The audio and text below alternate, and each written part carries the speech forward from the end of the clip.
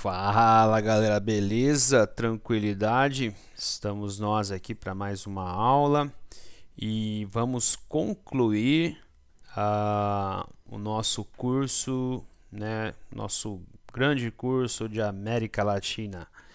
Antes de começar essa aula, né? Para aquelas pessoas, eu sei que a América Latina não é um tema, né, dos mais benquistos dos alunos.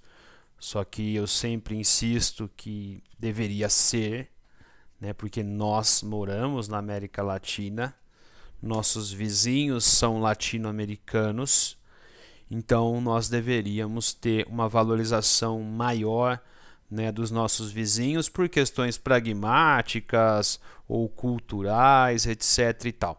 Então recomendo para vocês, né, que no meu canal tem ali, alguns alunos assistiram, eu fiz uma live no começo da pandemia a respeito dos protestos que ocorreram ano passado no subcontinente, certo?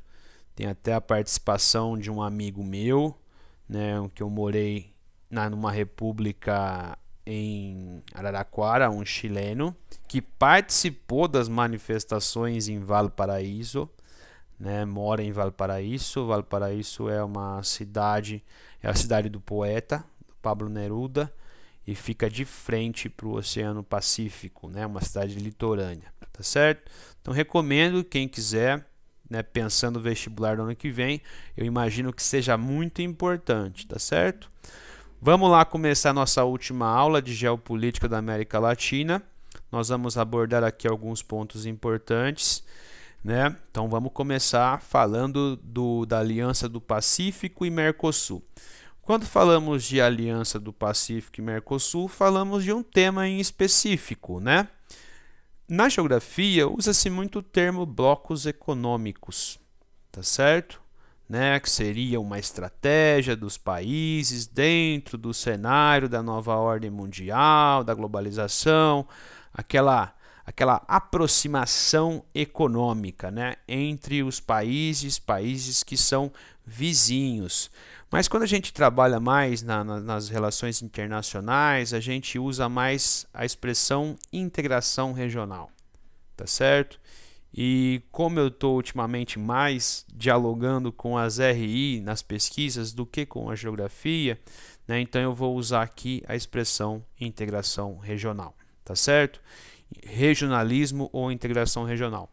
Então, tanto a Aliança do Pacífico como o Mercosul foram projetos de integração regional, certo? Ambos nasceram dentro de um viés, né, neoliberal, né, dentro de uma liberalização da economia. Então, se você pegar hoje a Aliança do Pacífico, é um bloco, né, é uma integração regional ou um bloco econômico que vai ter, né, de primeiro nível, que seria de livre comércio, principalmente de livre comércio, livre circulação de serviços, né? Então é um bloco ou uma integração que está avançando bastante, está crescendo bastante, e ela envolve 4 países banhados pelo Pacífico: Chile, Colômbia, Peru e México. Então, se a gente fosse colar um rótulo sobre o bloco, colaríamos esse rótulo de um bloco mais liberal, certo? Que pratica, né, um liberalismo econômico mais de fato. Enquanto que o Mercosul, ele tem aí esse lado, né, ele foi formado dentro dessa era em que o neoliberalismo ganhava força, mas quando a gente vai cavocar, nós vamos perceber que ainda existe muito protecionismo dentro do bloco. Então, o Mercosul, ele não é uma área de livre comércio, como a Aliança do Pacífico. O Mercosul é uma união aduaneira. Vamos tentar lembrar disso do começo do ano, quando a gente trabalhou isso em outras aulas. Uma união aduaneira seria que existe dentro do bloco, né, para a maior parte dos países, uma liberdade comercial entre os membros. Só que aquilo que entra de fora vai passar por uma tarifa externa comum, uma aduana comum, certo? Então, essa estratégia ela foi decidida para preservar a economia dos 4 países. O que tem acontecido ultimamente é que o Mercosul, por exemplo, fez ali um acordo de livre comércio com a União Europeia. Então isso já está sendo negociado há muito tempo, há mais de 20 anos. Então aí você tem uma estratégia mais liberal, mais de livre comércio, tá entendendo? Mas, né, durante aí o período que os governos de centro-esquerda ou esquerda estiveram no poder, né, essa pauta ela não avançou. Os países foram mais protecionistas, tá certo? Ao contrário da Aliança do Pacífico. Então, atualmente nós temos, né, Jair Bolsonaro, presidente do Brasil, com um discurso liberal. Ministro da Economia, Paulo Guedes, certo? Você tem no Uruguai um governo agora também com um discurso mais neoliberal, de mais abertura comercial. No Paraguai também. Só na Argentina agora que nós temos novamente um governo mais de centro-esquerda que quer dar uma freada nessa abertura comercial. Antes tínhamos Macri, mas como o Macri também não conseguiu dar um rumo, estabilizar a Argentina, né, teve aí uma volta de um governo de centro-esquerda, né, no poder, certo? Então, pensando o Mercosul, né, o Mercosul, os 4 países, né, não estou considerando aqui a Venezuela, porque a Venezuela está suspensa politicamente, né, há um momento de baixa relação diplomática, comercial entre esses 4 países e a Venezuela, então ela está suspensa do Mercosul, né, do ponto de vista político. Há relações, há trocas comerciais, econômicas, elas diminuíram muito, né, há um abalo da relação diplomática, né, mas ela não apita no momento enquanto um membro pleno, certo? Os membros plenos são esses 4. E nós temos outros países da região como associados, como países, né, em que vai haver ali uma viabilidade econômica, comercial, diminuição de aduana, de tarifas protecionistas, etc. e tal. Tá certo? Pensando aqui, né, a bacia mercosulina, que é a bacia do Prata, as principais mercadorias transportadas: madeira, fertilizante, combustíveis, combustíveis gasosos, cargas pesadas, grãos e cereais. Então vejam que grãos e cereais vai ocupar metade da pauta, né, do que se transporta de produtos na região, mostrando então a força do agronegócio. Pensando a balança comercial do Mercosul, em 2017 ela foi positiva em 49 milhões de dólares, né? Então vamos ver aí o que fez com que essa balança fosse positiva. Os principais destinos dos produtos do Mercosul vão ser a América do Norte, União Europeia, Ásia. Então veja que a Ásia é o top de linha, é o que mais compra. E o que está oculto aqui? China, certo?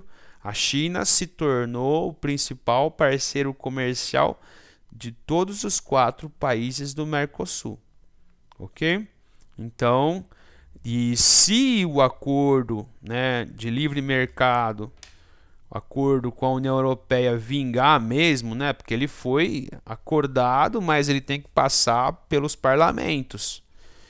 Então vai levar um tempo e do jeito que a coisa vai, talvez por conta dessas tensões entre Alemanha, França e Brasil, talvez esse acordo nunca saia do papel mesmo, tá certo? Cabe a nós aí vermos se isso vai vingar mesmo, né? Não sei. O cenário não é de muita positividade, não, certo? Então, tudo bem que aí existem, né, os interesses dos agropecuaristas europeus, mas tem aquela questão ambiental que pode travar, né, a assinatura definitiva desse acordo. Os principais produtos que o Mercosul exporta: soja, açúcar, milho, petróleo, ferro e bovino. Sintetizando, commodities, né? É uma pena que é só commodities, tá certo?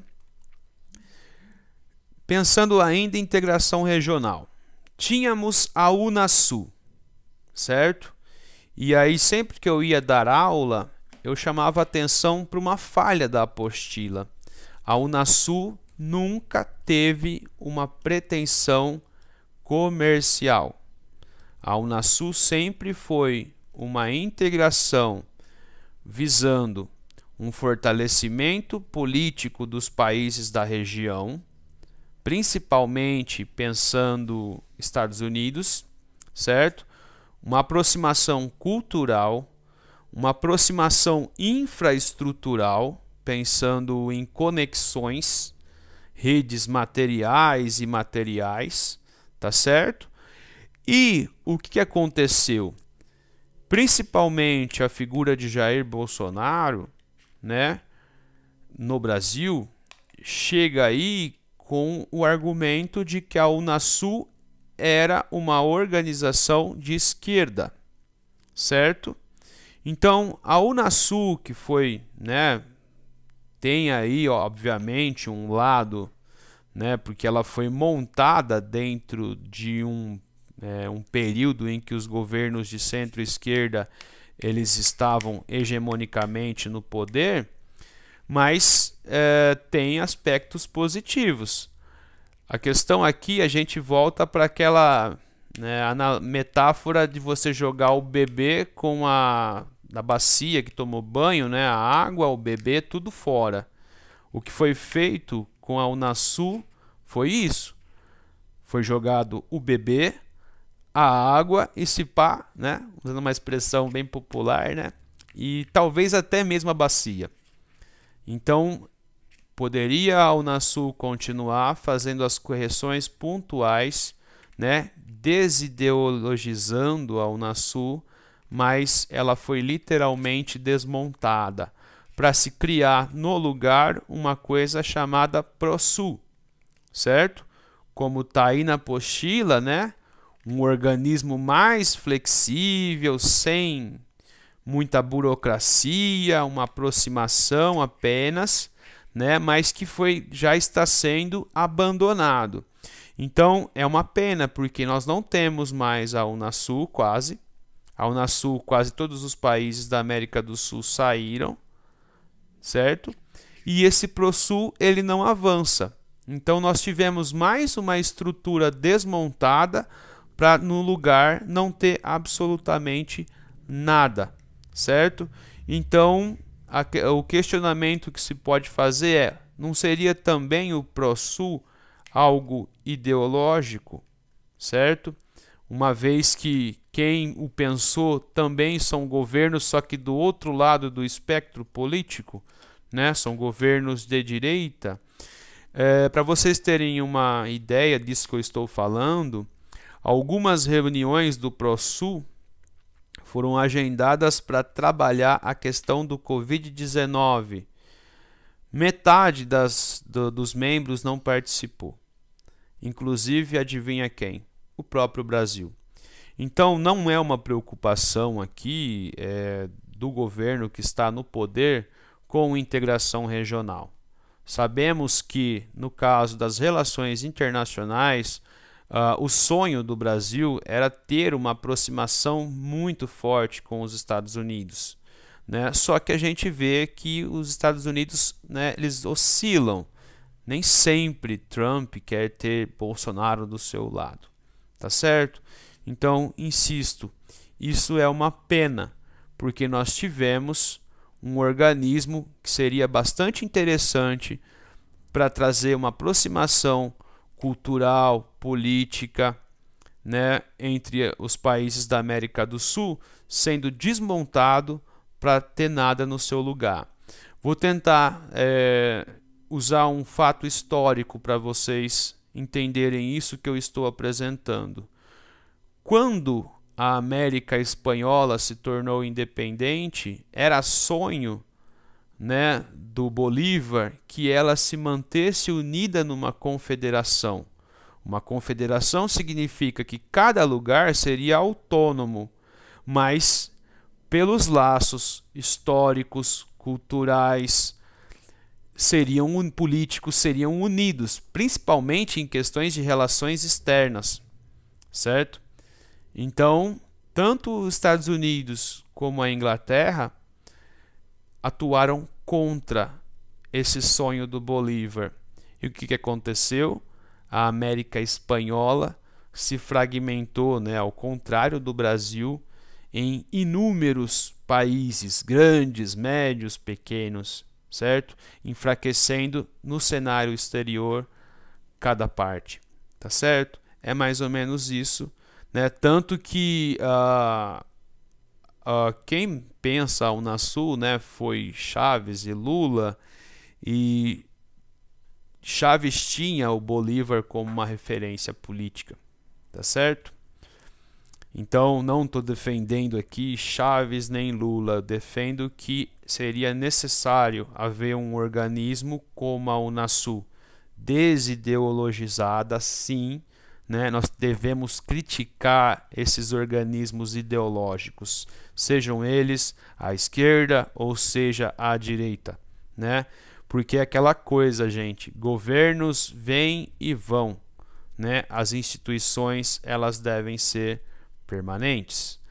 Dentro da Unasul, né, se viabilizou a ideia do IRSA, que seria, já existia o IRSA, né? Quem tem mais conhecimento do fato aí pode me contestar, né? O IRSA já existia antes da Unasul, mas o IRSA foi, né, catapultado durante a Unasul, que seria, né, uma promoção maior da integração infraestrutural sul-americana. Então aí nós temos várias obras, né, várias obras de infraestrutura sendo pensadas em eixos. O eixo andino, o eixo das Guianas, né, o eixo da hidrovia Paraguai-Paraná.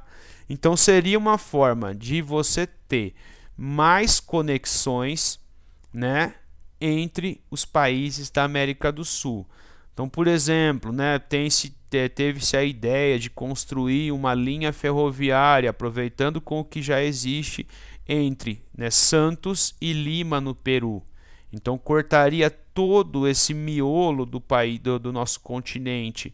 Isso facilitaria o quê? A troca de produtos, a troca de coisas, de pessoas, representaria outras vias de transporte de produtos, ia desafogar bastante coisa, certo? Enfim, promoveria integração, tá certo? Nunca podemos nos esquecer que a América do Sul tem aí os seus problemas, conflitos geopolíticos oriundos, né, de outras épocas, né? Alguns conflitos são ambientais, outros são políticos, envolvem questão de fronteira. Então vou citar aqui alguns dos mais atuais. Aquele que nós falamos envolvendo Brasil e Paraguai, né? A respeito de Itaipu, a renegociação do valor do, não sei se é gigawatt, quilowatt-hora, viu, gente? Então depois na apostila vocês vão dar uma observada para ver melhor. Há um conflito muito forte entre Guiana e Venezuela. A Venezuela exige metade da Guiana em órgãos internacionais, porque disseram que durante o período da América Espanhola, metade da Guiana era parte da Espanha. Então, Aí vai envolver história, ocupação, aquela coisa toda, certo? Temos um problema entre Bolívia e Chile a respeito de uma saída do mar para Bolívia. Né? Tivemos um problema ambiental pela instalação de uma planta de celulose no rio Uruguai, na fronteira entre Argentina e Chile, e Argentina e Uruguai. Então temos aí algumas tensões, né? Alguns conflitos, sem contar, óbvio, né? O conflito envolvendo o narcotráfico, que a gente já falou um pouquinho, né? Os estados paralelos que existem dentro dos países da América do Sul, as guerrilhas, o narcotráfico, aquela coisa toda. Então a América Latina ainda, né, ocupa esse papel triste dentro de uma economia global como fornecedora de entorpecentes, de narcotráfico, tá? Então essa é uma coisa a se destacar. E não podemos deixar de mencionar, né, a influência chinesa na América Latina, certo? E essa influência, ela se dá não de uma forma truculenta, né, ou meio hard power numa linguagem de relações internacionais, tal qual, por exemplo, na doutrina do Big Stick dos Estados Unidos na nossa região, né? Mete a porrada se os interesses forem, né, contrariados. Aqui não. Aqui a China se intromete devagarinho, com negócios, comprando propriedades, financiando obras, né? Então, essa maneira de atuação, ela é chamada de soft power. Então, por exemplo, a questão da pandemia, né? A China pode se aproximar dos países, promover a vacina que ela está desenvolvendo, que um dos seus laboratórios está desenvolvendo. Então seria fornecer a vacina com baixo custo, fornecer produtos médicos, aquela coisa toda. Então isso representa soft power, poder macio, né? Não seria o poder truculento. Então existe toda uma polêmica, milhares de fake news circulando a respeito da China, que a China teria criado esse vírus. É uma bobagem sem tamanho, porque assim como eu disse na questão da Argentina, se o mundo consome menos, qual a razão da China, né, botar as economias mundiais para baixo? Se ela vai sofrer com isso, se os países compram coisas da China, como que os países vão poder, né, comprar coisas da China se as suas economias estão, né, em recessão? Então é um absurdo e faz parte dessa grande rede de desinformação que atua na internet. Então, em síntese, né, China e América Latina já é para muitos o principal parceiro econômico e vem substituindo os Estados Unidos no quesito influência. Então, no caso da América do Sul, talvez, né, isso não aconteça agora com o Brasil e com a Colômbia, que tem um histórico muito forte de parceria com os Estados Unidos. Mas nos outros países, meus caros, né, cada ano que passa a relação comercial e cooperação ela só aumenta. Na Venezuela, por exemplo, existem empresas estatais chinesas ou empresas chinesas que já têm uma fatia gigantesca da estatal venezuelana PDVSA, né? O governo chinês emprestou muito dinheiro para o governo venezuelano. E o que as análises falam para a gente é de que se não fosse a retaguarda chinesa e russa, o governo Maduro já tinha caído, tá certo? Então, né, a China empresta dinheiro, a China compra muita coisa, muita commodity, né, fornece tecnologia, enfim. Caminhando já para a nossa conclusão, a América Latina um triste continente em que a insegurança tem crescido, a sensação de insegurança ela tem crescido, que indicadores de violência têm crescido, né? E então o número do crime, etc. e tal. Veja aqui nessa imagem, né, a percepção da insegurança.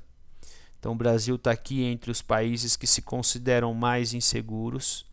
E aqui, ó, a confiança, né, nas instituições. Percebam que as pessoas, a instituição que as pessoas mais confiam na América Latina é a igreja, que não tem vínculo político com a sociedade.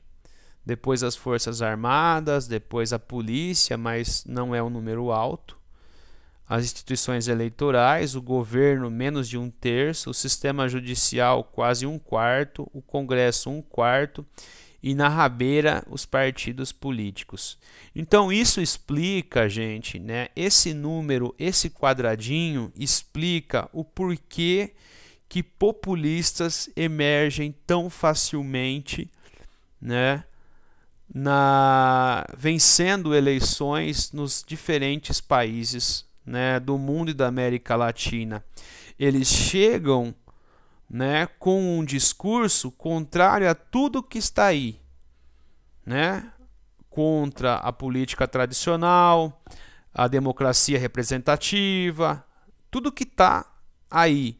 Então as pessoas, né, por conta dessa situação, dessa sensação, eles vão buscar políticos que se colocam como antissistema, né? É o que explica a vitória de Trump, é o que explica a vitória de Bolsonaro, certo? É o que explica, por exemplo, que eu estudo no Uruguai, um partido com 7 meses ter conseguido no sistema eleitoral partidário mais velho da América do Sul, mais assim estável, ter chegado a 10, 11% dos votos. Não é pouca coisa, gente, certo? Num sistema institucionalizado de partidos como o uruguaio, um partido de menos de um ano obter 11% dos votos. Por quê? Porque tinha uma liderança que se colocava da mesma forma como Bolsonaro se colocou, da mesma forma como Trump se colocou, como o novo, como uma alternativa face a tudo aquilo que estava aí. Certo? Então, termino nossa aula abordando aí a famosa crise da América do Sul.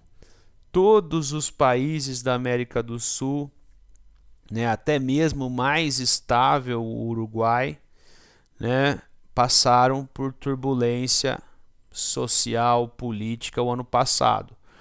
O epicentro desse fenômeno foi o Chile, né? Nós tivemos aí no Chile uma situação extremamente tensa de conturbação social, toque de recolher, a população saindo às ruas. Então, recomendo novamente, né, atenção à aula que falamos sobre a América Andina e recomendo novamente aquela live que eu fiz no começo da pandemia, né, porque é o seguinte, galera, a pandemia ela meio que eclipsou tudo o que estava acontecendo antes. Só que, né, tudo bem, quem está vendo essa aula é o 2º ano, né, mas talvez depois do 3º ano veja. Mas é aquela coisa, esses assuntos podem ser abordados, né, nos eventuais testes aí. Beleza? Então termino aqui, concluo aqui. Esse foi nosso curso de América Latina. Abração, até mais.